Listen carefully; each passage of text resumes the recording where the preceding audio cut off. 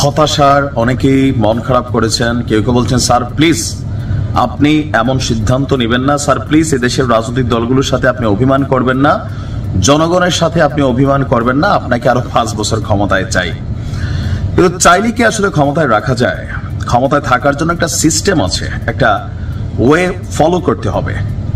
দর্শক, আজকের দিনের খুবই গুরুত্বপূর্ণ খবর, নির্বাচনকে আগামী ডিসেম্বরের মধ্যেই অনুষ্ঠিত করার জন্য আমাদের প্রধান উপদেষ্টা যিনি আছেন ডক্টর মোহাম্মদ ইউনূস সংস্কারের কাজগুলোকে দ্রুত গতিতে এগিয়ে নেওয়ার তাগিদ দিয়েছেন বা নির্দেশনা দিয়েছেন। এখন নির্বাচন ইস্যুতে গেল মাঝখানে হঠাৎ করে আমরা দেখেছি যে কি বলা যায়, ইসলামিক দলগুলো সহ এনসিপি সহ অনলাইন ইনফ্লুয়েন্সার যারা আছেন, বড় বড় কিং যারা আছেন, একটা মোটিভ তৈরি করার মোটামুটি আমরা দেখছি। নিশ্চয়ই আপনার টাইমলাইনে আসছে যে নির্বাচন বুঝি না, আগামী 5 বছর ডক্টর মোহাম্মদ ইউনূসকে ক্ষমতায় চাই। তো এই যে ডক্টর মোহাম্মদ ইউনূসকে ক্ষমতায় চাওয়া নিয়ে গতকালকে আমাদের স্বরাষ্ট্র উপদেষ্টা বলছিলেন, রাস্তায় গেলে মানুষ বলে আপনারা আরো 5 বছর থাকেন। এটা নিয়ে আবার বিএনপির সমালোচনা করেছে যে উপদেষ্টাদের মধ্যে অনেকের খায়েশ হয়েছে আগামী 5 বছর যেন ক্ষমতায় থাকতে পারে।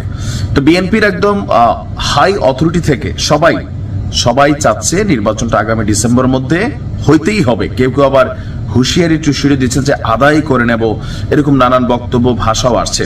অপরদিকে জনগণের মধ্যে একটা বড় অংশ যারা ডক্টর মোহাম্মদ ইউনূসের অনুসারী, শুধুমাত্র ডক্টর মোহাম্মদ ইউনূসের, আমি অনেকেরই দেখছি যে এনসিপির সমালোচক বাট ব্যক্তি ডক্টর ইউনূসের সাপোর্টার।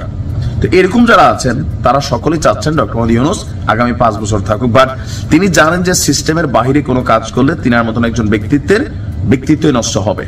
আগামী ডিসেম্বর থেকে কি বলা হয় যে 2026 সালের জুন মাসের মধ্যে, মানে এখন 2টা টাইম ফ্রেম এখানে আছে, বারবার যেহেতু আমাদের ডক্টর মোহাম্মদ ইউনূস বলছেন এই ডিসেম্বরের মধ্যে যদি যারা সংস্কার মানে কমিশনগুলো আছে তারা কাজ শেষ করতে না পারে, তাহলে এটা চলে যাবে আগামী জুনে, মানে জুনের মধ্যেই হয়ে যাবে, নির্বাচন শেষ হয়ে যাবে, হয়তো এপ্রিল মার্চে হইতে পারে। তবে আগামী ডিসেম্বরের মধ্যেই যেন নির্বাচনকে দ্রুত গতিতে সামনের দিকে আনা যায়, সেজন্য সংস্কার কার্যক্রম দ্রুত এগিয়ে নেওয়ার জন্য প্রধান উপদেষ্টা এবং জাতীয় ঐকমত্য কমিশনের চেয়ারম্যান আমাদের ডক্টর মোহাম্মদ ইউনূস তিনি নির্দেশনা দিয়েছেন। আজকে একটা বৈঠক হয়েছে 2টা কমিশনের সঙ্গে। সেই কমিশনের বক্তব্যের সূত্র ধরে প্রেস উইং জানিয়েছে যে এখানে আলী রিয়াজ সাহেব এবং বদিউল আলম মজুমদার এবং কি প্রধান উপদেষ্টার বিশেষ সহকারী মনির হায়দার তারা একসাথে এখানে বৈঠকে বসেছিলেন।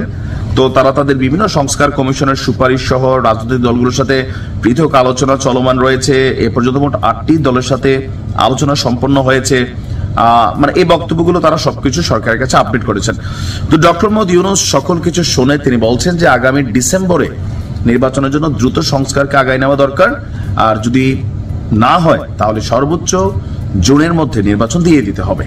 এটা আমরা কন্টিনিউ শুনছি, কিন্তু অভিমানের কথা বা জনতার এই যে আবদার, আপনারা গণমাধ্যমগুলোতে যেই নিউজগুলো আসছে সেইখানে আপনারা নিচে কমেন্টগুলো দেখবেন।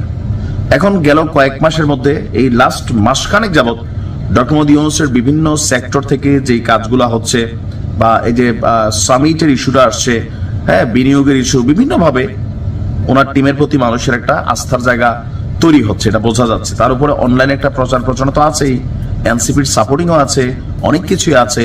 তো এই সকল কিছু মিলাইয়া একটা আবহ তৈরি হচ্ছে। বাট যদি তিনি 5 বছরের ক্ষমতায় থাকতে চান তাহলে তিনি এনসিপিতে জয়েন করুক, তারপর জনগণ ওনাকে ভোট দিলে উনি 5 বছর না 10 বছর থাকতে পারবে 2 টার্মে, তাই না?